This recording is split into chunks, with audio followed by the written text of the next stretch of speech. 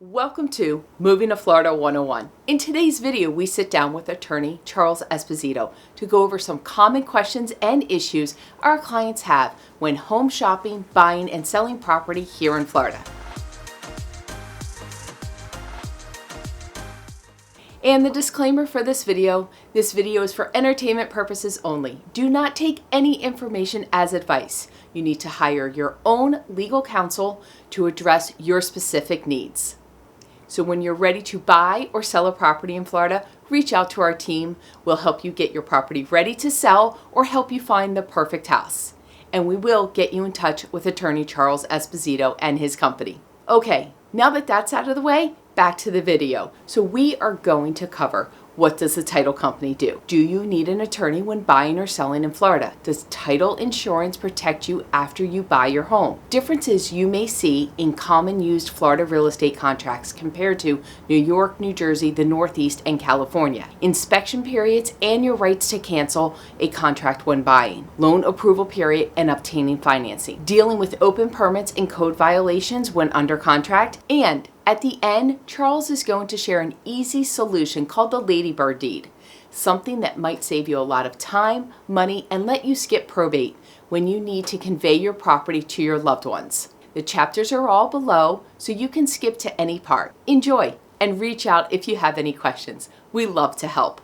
My name is Charles C.J. Esposito, and I'm the owner and managing attorney at J.K. Closing Attorneys. We do real estate transactions. We're a real estate law firm, and we focus on doing real estate closings.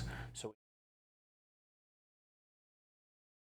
CJ, what does a title company exactly do? As closing agent on a transaction, it means that we are handling the closing. So the buyer sends the money to us, we eventually transfer the money to the seller, we create the deed, we transfer the deed to the buyer. Throughout that process, we are working on clearing title. And that means we get a title search. Our office and our underwriter search the back chain of the property. We see who has owned the property for years and years and years, who sold it to who took out a mortgage on the property, whether or not the owner of the property has ever been sued, and then there's a lien on the property. We work on removing all of those things from the title commitment. So after we get a title search that tells us everything that's on the property, we also receive a title commitment that tells us all of the things that we need to do to remove the issues that are on title. So our job is to remove all of those issues prior to closing so that the buyer gets clear title at closing and they get title insurance. You might say, why do we get title insurance if you guys are working on clearing title? Our whole process is based on getting that initial title search, and that title search may be incomplete. And so title insurance will protect against a title search that's incomplete, among other things. Forged deeds in the past. We may not know that a deed is forged. There could be what's called a wild mortgage. Mortgages that are recorded incorrectly, they're not going to show up on a search. So title insurance will protect against a title search that is incomplete, inaccurate, or doesn't include all of the information on it. Our closing process is based off of that initial search, and then title insurance protects against the search that was done in the beginning.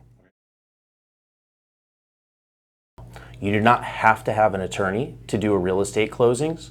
However, having an attorney is beneficial, as Beth and her clients know. One of the things that I do is I make myself available every day for realtors and for their clients to be able to ask legal questions about real estate transactions. So does title insurance protect you after closing? Yes, it can. So title insurance will protect you for everything that happened before you close. So if there was a previous mortgage on the property that the lender did not satisfy and they did not record the satisfaction, that's not your mortgage. You own the property, and your title insurance will pay for that mortgage or pay for the process of removing that from title when you go to sell your property. Title insurance does not cover you for actions that you take after you've closed. So if you buy a property and then you take out a home equity line or another mortgage, your title insurance doesn't protect you against that. Right. This is for everything previous in the past that had taken place against the property. Exactly. So CJ, for our out-of-state buyers, the ones from the Northeast, New York, New Jersey, Connecticut, what's the difference between their contracts and our contracts when it comes to the dates? Because I know these are very important. The normal contract that we use is called an as-is contract, Yes. and the contingencies in it are very important, especially for buyers. We have inspection periods, loan approval periods, closing dates, and in this contract, time is of the essence. And time is of the essence is a legal term of art. That means that all of the deadlines are hard deadlines. Yes. The only time you can change the deadline is if both sides, the seller and the buyer, agree to change them. Yes. This is very different from transactions in the Northeast. I'm from Connecticut. I have attorney friends in Connecticut, New York, New Jersey. They don't always have time is of the essence in their contracts. You can often hear that a closing date will be extended because the seller wanted to extend it or the buyer wants to extend it. That doesn't happen in Florida. No. The closing date is the closing date. We have hard deadlines, and if we don't close by that date, the buyer could be in default. Two very important dates on our contract is the inspection period and the loan approval period. CJ, you want to elaborate on those two things and why they're so important? Yeah, absolutely. So in the standard residential contract in Florida, the inspection period is the buyer's opportunity to figure out what is going on at the property, whether or not there's any issues at the property, whether they like it. They can do any type of inspection that they want, and they can also cancel the contract during that inspection period for any reason or no reason at all.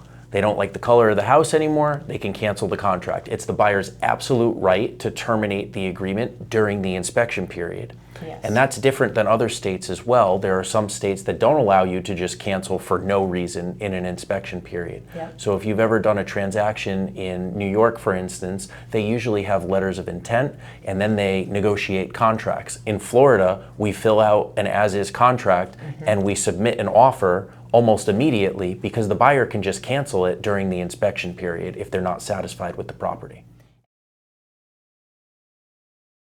Now, the other important thing is the loan approval period. You want to elaborate on why that is so important and so critical? So in a contract that has financing, I always say that the lender is the most important person in the transaction.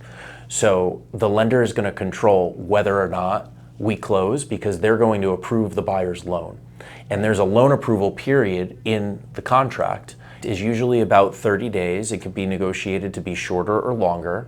That's the buyer's opportunity to get financing and get approved, to get the property approved, do an appraisal. And then if the loan is not approved with the buyer's good faith and diligent effort, then the buyer can cancel the contract so long as it's during the loan approval period.